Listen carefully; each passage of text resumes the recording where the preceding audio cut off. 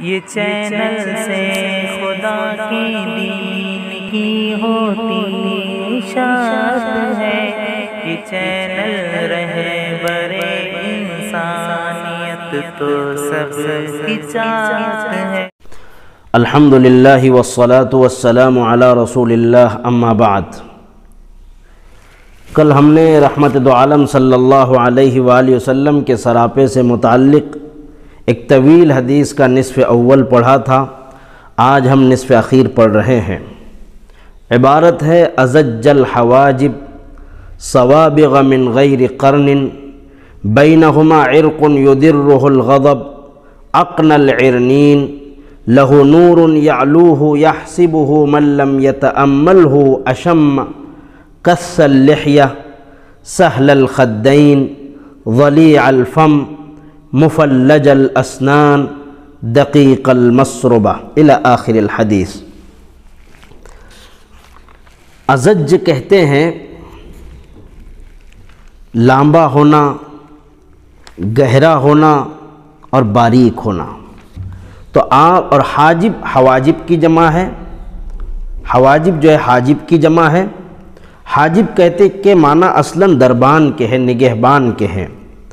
تو بھووں کو حاجب اس لیے کہتے ہیں کہ وہ آنکھوں کی حفاظت کا کام کرتی ہیں، غبار اور کچرا وغیرہ جاننے سے محفوظ رکھتی ہے۔ تو آپ کی جو بھویں تھی، آپ کی جو آبروئیں تھی، وہ بڑی جو ہے باریک اور گنجان تھی، خمدار تھی اور صوابغ مکمل تھی، یعنی جو ہے کمان کی طرح تھی بالکل، اور جس سے آپ کا حسن اور بڑھ جاتا تھا۔ من غیر قرن، اور وہ بھویں ایسی تھی کہ وہ پوری طرح ملی ہوئی ہو ایسا بھی نہیں تھا، بلکہ قدرے درمیان میں تھوڑا سا فاصلہ تھا، اور اس فاصلے کی جگہ پر بینہما عرق، ایک رگ تھی، یدرہ الغضب، جو غصے کے وقت جو ہے ابھر کر سامنے آتی تھی۔ یعنی رحمت دو عالم صلی اللہ علیہ وسلم خفا ہو جاتے ہیں، غصہ ہو جاتے ہیں، ناراض ہو جاتے ہیں تو وہ رگ اوپر اٹھ کر آ جاتی تھی۔ اقن العرنین، آپ اقنا قنو سے ہے، عرنین جمع عرانین، ناک کو کہتے ہیں۔ آپ بلند ناک والے تھے، یعنی آپ کی ناک جو ہے بلند مائل تھی، وہ بھی اعتدال کے ساتھ تھی، اور ناک پر جو ہے ایک نور تھا، یعلوہ، اس کے اوپر ایک نور تھا، یحسبہ من لم یتأملہ، اگر کوئی دیکھنے والا غور سے نہ دیکھتا، اچٹی نگاہ ڈالتا تو وہ ایسا سمجھتا کہ یہ ناک بہت اونچی ہے، لیکن جب غور سے دیکھتا تو پھر جو ہے اندازہ ہو جاتا کہ یہ ناک اونچی نہیں ہے، بلکہ ناک اپنے اعتدال کے ساتھ خوبصورتی کے لیے برابر اونچی ہے، لیکن اس پر جو نور چمک رہا ہے اس سے جو ہے یہ زیادہ اونچی محسوس ہوتی ہے۔ تو آپ کے ناک پر ایک نور تھا جو چمکتا تھا، اور یہ مرد کی اور انسان کے خوبصورت ہونے کی علامت ہے۔ آپ میں یہ خوبصورتی کا جو درجہ تھا، جو لیول تھا، وہ بدرجہ اتم موجود تھا۔ کث اللحیہ، آپ گھنی داڑھی والے تھے، آپ کی داڑھی بڑی گھنی تھی، یہ بھی مرد کی ایک مردانگی کی علامت ہے داڑھی، تو آپ میں وہ بھی بدرجہ اتم پائی جاتی تھی۔ سہل الخدین، سہل کہتے ہیں نرم کو، آپ کے جو گال تھے، خد جمع جو ہے خدود، اور خدین یہ تثنیہ ہے کہ آپ کے رخسار مبارک بڑے نرم نازک تھے۔ ایسا بھی نہیں کہ بہت زیادہ گوشت ضرورت سے زائد گوشت ہو، یا بہت ضرورت سے زائد ڈھیلے ہو چکے ہو، گوشت لٹک رہا ہو، بلکہ اعتدال کے ساتھ آپ کا گوشت جو ہے رخسار مبارک کا گوشت بھی نرم تھا۔ ضلیع الفم، ضلیع کہتے ہیں کشادہ کو، اور فم کہتے ہیں منہ کو۔ آپ کشادہ فم تھے، یعنی کشادہ منہ والے تھے، یعنی آپ کا جو ہے منہ فراخ تھا، تنگ نہیں تھا۔ چونکہ آپ افصح العرب تھے تو کوئی ایسا تنگ منہ نہیں تھا کہ جس سے بات کرنے میں دشواری ہو، اور بہت بڑا بھی نہیں تھا کہ جس سے بھدا محسوس ہو، بلکہ اعتدال کے ساتھ آپ کا منہ فراخ تھا، کھلا ہوا تھا، اور کشادگی اس میں تھی۔ مفلج الاسنان، آپ کے جو دندان تھے، مفلج کہتے کشادہ کو، یہ اس میں مفعول ہے۔ آپ کے جو دندان مبارک تھے باریک آبدار تھے، بالکل چمکتے تھے، اور ان میں سے سامنے کے دانتوں میں ذرا ذرا فصل بھی تھا، ذرا ذرا فصل بھی تھا، اور یہ انسان اور مرد کی خوبصورتی کی علامت ہے، وہ آپ میں پائی جاتی تھی۔ دقیق المسربہ، اس پر پیچھے کلام ہو چکا ہے، بات آ چکی ہے، جو ہے ایک سینے سے لے کر ناف تک ایک بالوں کی پتلی اور باریک لکیر تھی جو آپ کے جسم اطہر کے حسن کو دوبالا کر دیتی تھی۔ اب آگے کہتے ہیں کأن عنقہ جید دمیۃ فی صفاء الفضہ، کہ آپ کی گردن مبارک، جید کہتے ہیں اس جگہ کو جہاں پر ہار وغیرہ عورتیں باندھتی ہیں، اس کو کہتے ہیں دمیا، دمہ جو ہے بت وغیرہ کو، مورتی کو بھی کہا جاتا ہے۔ تو آپ کی جو گردن مبارک تھی وہ ایسی تھی کہ جیسے کسی مورتی کی گردن تراشی گئی ہو، یعنی جب مصور جب کسی کو بناتا ہے تو اس میں گردن پر جو ہے بہت مہارت کے ساتھ اپنے فن کا مظاہرہ کرتا ہے، اور آپ کا رنگ و روپ چاندی سے بھی زیادہ سفید محسوس ہوتا تھا۔ معتدل الخلق، آپ کی جو بناوٹ تھی جسم کی، ہر عضو آپ کا اعتدال کے ساتھ بنایا گیا تھا، کوئی بہت زیادہ لمبا، کوئی بہت زیادہ جو ہے بھدا قسم کا کوئی عضو نہیں تھا، بلکہ اعتدال کے ساتھ آپ کے ہر عضو کو جو ہے بنایا گیا تھا۔ بادن متماسک، اور آپ کا جسم پوری طرح سے گٹھا ہوا تھا، ایسا نہیں کہ ادھر سے گوشت لٹک رہا ہو، جسم ادھر سے بہت زیادہ جو ہے فربہ ہو گیا ہو، بلکہ آپ کا جسم اطہر گٹھا ہوا تھا، اور یہ علامت ہے آپ کی بہادری کی، آپ کے طاقتور ہونے کی، اور آپ کی صلاحیت کی، اور آپ کی جوامردی کی۔ سواء البطن والصدر، آپ کا سینہ اور پیٹ برابر تھے، ایسا نہیں کہ سینہ باہر نکلا ہوا، یہ پیٹ باہر نکلا ہوا ہو، سینہ اندر چپکا ہوا ہو، یہ جو ہے بھدے پن کی علامت ہے۔ آپ اس سے پاک تھے، آپ بالکل جو ہے بہترین قسم کے جو ہے محسوس ہوتے تھے۔ عریض الصدر، آپ کا سینہ بھی چوڑا تھا، ظاہر ہے کہ سینے کا چوڑا ہونا اور یہ علامت ہے کہ آپ کا جو دل ہے وہ بھی بہت وسیع ہے، تو آپ کا ظاہری خلق باطنی خلق پر دلالت کرتا تھا۔ آپ کے سینے میں بڑے بڑے دشمنوں کے لیے بھی جگہ تھی، بڑے بڑے دشمنوں کو آپ معاف فرما دیتے، آپ سخاوت بھی بہت کرتے، سینے کا چوڑا ہونا سخاوت کی بھی علامت ہے۔ بعید ما بین المنکبین، آپ کے دونوں شانوں کے درمیان قدر فاصلہ تھا۔ زخم الکرادیس، آپ کی جو ہڈیاں اور قواں تھی وہ مضبوط اور ابھری ہوئی تھی، بڑی بڑی تھی، جس سے آدمی کے مضبوط ہونے کا پتہ چلتا ہے، اس پر بات پہلے آ چکی ہے۔ انور المتجردی، انور نور سے ہے، بہت زیادہ روشن، متجرد خالی، یعنی جو جسم کے وہ اعضاء جو کھلے رہتے تھے، جیسے مثلا چہرہ ہے، ہاتھ ہے، پیر ہے، یہ بہت زیادہ روشن ہوتے تھے، تو اس سے اندازہ ہوتا ہے کہ جسم اطہر کا جو حصہ چھپا ہوا ہے وہ کس قدر روشن، چمکدار، تابناک ہوگا۔ موصول ما بین اللبۃ والسرہ بشعر یجری کالخط، لبہ کہتے ہیں جو گلے سے نیچے جو ایک گڑا ہوتا ہے وہاں سے، اور بتلانا مقصود یہ کہ سینے کے حصے سے لے کر سرہ ناف تک، بشعر ایک جو ہے بالوں کی ایک لکیر جو وہاں تک گئی ہوئی تھی، سرہ تک، جو آپ کے جسم اطہر پر بالوں کی ایک لکیر تھی جو خط کی طرح جو ہے وہاں تک پہنچی ہوئی تھی۔ عاری الثدیین والبطن مما سوا ذلک، عاری خالی ہونا، ثدیون کہتے ہیں چھاتیوں کو، کہ دونوں چھاتی اور پیٹ جو ہے بالوں سے خالی تھا، یعنی آپ اس پر بال نہیں تھے، مما سوا ذالک، مگر اس کے علاوہ، یعنی جو سینے پر جو باریک لکیر ناف تک گئی تھی، اس کے علاوہ آپ کی چھاتی پر اور پیٹ پر بال نہیں تھے۔ اشعر الذراعین والمنکبین واعالی الصدر، کہتے ہیں راوی کہتے ہیں کہ آپ کے شانے اور بازوؤں پر اور جو ہے سینے کے اوپری حصے پر کچھ بال تھے، یعنی تھوڑے تھوڑے بال آپ کے تھے، دونوں بازوؤں اور کندھوں اور سینے مبارک کے بالائی حصے پر آپ کے بال تھے۔ آگے کہتے ہیں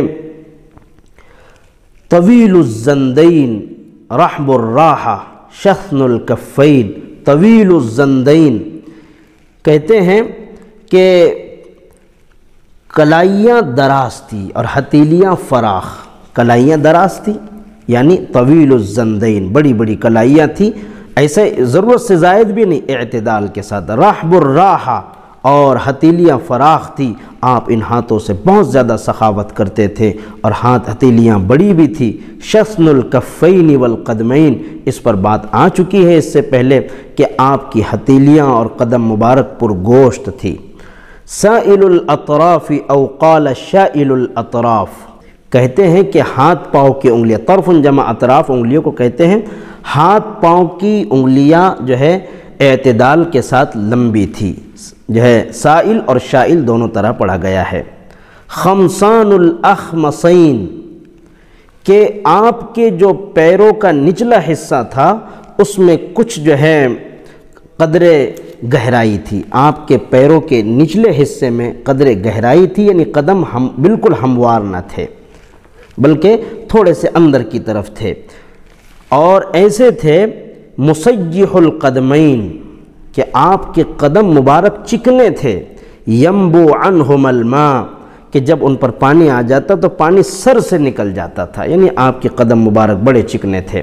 اذا زال، اور مسیح کا ترجمہ بعض لوگوں نے یہ بھی کیا ہے کہ آپ ہموار قدم کے تھے. اذا زال زال قلعا، جب آپ قدم مبارک اٹھاتے یعنی آپ چلتے تو قوت سے قدم اٹھاتے. اذا زال زال قلعا، یعنی ایسا محسوس ہوتا کہ پیر گڑے ہوئے تھے اور آپ نے پیروں کو اکھاڑ لیا، یعنی قوت اور پورے اعتماد کے ساتھ قدم رکھتے. یخطو تکفیاً، یخطو تکفیاً، اور بتلایا ہے، اسی کی تاکید ہے کہ آگے کو جھک کر تشریف لے جاتے. قدم زمین پر آہستہ پڑتا، زور سے نہیں پڑتا، یعنی آپ بالکل زور سے پریشرائز نہیں کر رہے بلکہ پریشر سے قدم نہیں ڈال رہے، بلکہ بڑے جو ہے اعتماد کے ساتھ اور قوت کے ساتھ اور زمین کی طرف جھک کر آپ قدم ڈال رہے ہیں. وَيَمْشِي هَوْنًا، اور بڑی نرمی کے ساتھ آپ قدم رکھ رہے ہیں، یعنی آپ کی چال میں عبدیت اور اللہ کے بندوں کی چال تھی. جیسے قرآن میں آیا ہے وَعِبَادُ الرَّحْمَنِ الَّذِينَ يَمْشُونَ عَلَى الْأَرْضِ هَوْنًا، بہت نرمی کے ساتھ چلتے ہیں، یہ نہیں کہ ادم کود مچاتے ہیں، بلکہ وَاقْصِدْ فِي مَشْيِكَ وَاغْضُضْ مِنْ صَوْتِكَ، تو آپ چلنے میں بھی قرآن کی اس آیت کی تفسیر تھے. وَاقْصِدْ فِي مَشْيِكَ، کہ آپ چلنے میں بھی درمیانہ چال اور نرم انداز میں اور اعتدال کو اختیار کیے ہوئے تھے. ذریع المشیہ، آپ چلنے میں تیز رفتار بھی تھے. اذا، بالکل ڈھیلے ڈھالے سست لوگوں کی طرح نہیں چلتے تھے بلکہ چاق و چوبند اور بہتر انداز میں آپ چلتے تھے. اذا مشا، جب چلتے، کأنما ينحط من صبب، ایسا محسوس ہوتا تھا کہ آپ کسی ڈھلوان کی طرف اتر رہے ہیں، یعنی آپ نیچے نشیب کی طرف اتر رہے، جھک کر اترتے. آگے فرماتے ہیں اذا التفت جمیعا، جب آپ کسی کی طرف متوجہ ہوتے تو پوری طرح متوجہ ہوتے. ایسا نہیں کہ جو ہے تھوڑا سا دیکھ لیا اور جو ہے دوسری طرف متوجہ ہو گئے، دوسری طرف مشغول ہو گئے، بلکہ آپ پوری طرح متوجہ ہوتے اور سامنے والے کی پوری بات سنتے. تو آپ جب بھی کسی کی طرف توجہ فرماتے تو پورے بدن سے توجہ فرماتے. خافض الطرف، آپ کی نظر نیچی رہتی تھی، اکثر آپ نیچے دیکھتے تھے اور اوپر نہیں دیکھتے تھے. کسی کو دیکھنا بھی ہوتا تو اچٹی نگاہ سے، لیکن اگر کوئی آپ کی طرف متوجہ ہوتا تو آپ اس کی طرف پوری طرح متوجہ ہو جاتے. تو آپ کی نظر نیچی رہتی. کہتے ہیں کہ نظرہ الی الارض اکثر من نظرہ الی السماء، کہ آپ کی نظر زمین کی طرف زیادہ ہوتی ہے بمقابلہ آسمان کی طرف، یعنی اوپر آپ بہت کم دیکھتے تھے لیکن زمین کی طرف زیادہ دیکھتے تھے، یعنی نیچے. اس میں عبدیت، عاجزی، انکساری کا پہلو نمایاں ہوتا ہے کہ آپ نیچے زیادہ نظر رکھتے تھے. کبھی کبھی دوسری روایتوں میں آیا ہے، ابو داؤد شریف کی روایت میں بھی ہے، کبھی کبھی آپ جو ہیں آسمان کی طرف بھی دیکھتے تھے، تو وحی کے انتظار میں آپ ایسا کیا کرتے تھے.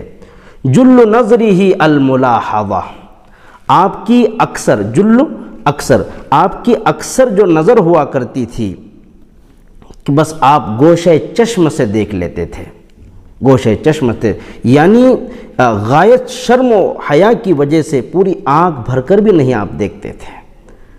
اوپر تو آیا ہے کہ اذا التفت التفت جمیعا، اور یہاں آ رہا ہے کہ آپ جو ہیں بہت جو گوشے چشم سے اور آنکھ کے کناروں سے دیکھ لیتے تھے۔ تو اس کا مطلب یہ، دونوں کا مطلب یہ ہے کہ جب آپ کسی کی طرف متوجہ ہوتے اور اس کی طرف توجہ کرنے کی ضرورت پیش آتی تو پوری طرح توجہ کرتے، اور اگر کسی کی طرف متوجہ نہیں ہونا ہوتا اور آپ کی نظر کسی پر پڑ جاتی تو اچٹی نظر پڑ جاتی، گوشے چشم سے آپ دیکھ لیتے اور اس کی طرف آپ نظر نہ کرتے۔ یسوق اصحابہ، آپ اپنے صحابہ کو آگے چلاتے ہیں، خود پیچھے رہتے ہیں۔ اب اس میں کئی حکمتیں اور کئی نقطے لوگوں نے بیان فرمائے ہیں، محدثین نے بیان فرمائے ہیں۔ ایک تو یہ ہے کہ آپ ضعفاء اور کمزوروں کا خیال رکھتے ہیں، تواضع آپ کے اندر بہت تھی، اور جو ہے سفر کی حالت میں آپ پسماندگان اور جو ہے ضعفاء کی خبر گیری کرتے تھے، تو اس وجہ سے آپ پیچھے رہتے تھے۔ ایک دوسری وجہ یہ بیان فرمائی ہے کہ آپ بڑے تیز رفتار تھے، اگر آگے چلیں گے تو صحابہ کو آپ کی معیت میں چلنا اور آپ کے پیچھے پیچھے چلنا دشوار ہو جائے گا، اس وجہ سے آپ پیچھے رہتے تھے۔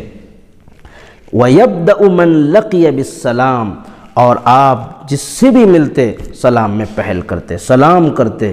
اب اس میں بھی جو ہے آدمی جو بڑا ہوتا ہے وہ پہلے سلام کرتا ہے، اور یہ بڑے ہونے کی علامت ہے، سلام کا انتظار نہ کرے بلکہ سلام میں خود پہل کریں۔ بہت ساری حکمتیں اس کی ہیں، آپ بچوں کو بھی سلام فرماتے ہیں، آپ جو ہے بڑوں کو بھی سلام کرتے، اپنے سے چھوٹوں کو بھی سلام کرتے، چلنے والوں کو بھی سلام کرتے، بیٹھنے والوں کو بھی سلام کرتے، آپ سلام میں پہل کرتے۔ اس کی ایک حکمت یہ لکھی ہے کہ سلام کرنا سنت ہے لیکن جواب دینا واجب یا فرض ہے، تو ایسی صورت میں آپ اخروی فائدے کے پیش نظر سلام میں پہل کرتے کہ بھئی میں سنت ادا کر لوں، لیکن جو جواب دے گا اس کو اخروی فائدہ یہ ہوگا کہ فرض اور واجب کا اسے ثواب ملے گا اور اس کی نیکیوں میں اضافہ ہوگا، تو آپ سلام کرنے میں کسی کا انتظار نہیں کرتے۔ تو اللہ کے رسول صلی اللہ علیہ وآلہ وسلم کے متعلق ایک طویل حدیث تھی جس کو ہند ابن ابی حالہ، جو حضرت حسن بن علی رضی اللہ تعالیٰ عنہ کے ماموں نے روایت کی ہیں، تو ہم نے اس کو پورا سمجھا۔ اللہ تعالیٰ ہم سب کو رحمت دو عالم سے سچا عشق اور سچی محبت عطا فرمائیں۔ وآخر دعوانا ان الحمد للہ رب العالمین۔